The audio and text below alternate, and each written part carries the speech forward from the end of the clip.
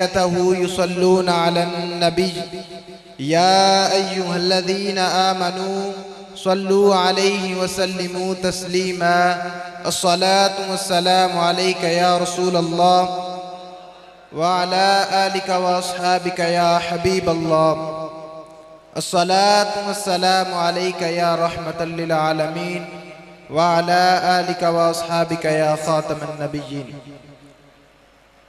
अल्लाह ताला के फजल व करम से ताजदारे मदीना करीम आका अलैहिस्सलातु वस्सलाम की निगाह करम से हजूर फजीलतुश शेख रहमतुल्लाहि ताला अलैह आपके फैज़ाने करम से मुझे आज लब कुशाई का मौका मिला।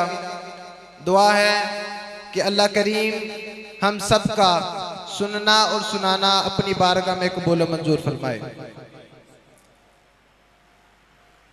अल्लाह ताला ने कुरान मजीद के अंदर इरशाद फरमाया व अक़िमिस सलाता लिज़िक्री, फरमाया मेरी याद के लिए नमाज की अदा किया करो। अल्लाह ताला ने मेराज के मौका पर अपने हबीब मोहम्मद मुस्तफ़ा सल्लल्लाहु अलैहि वसल्लम को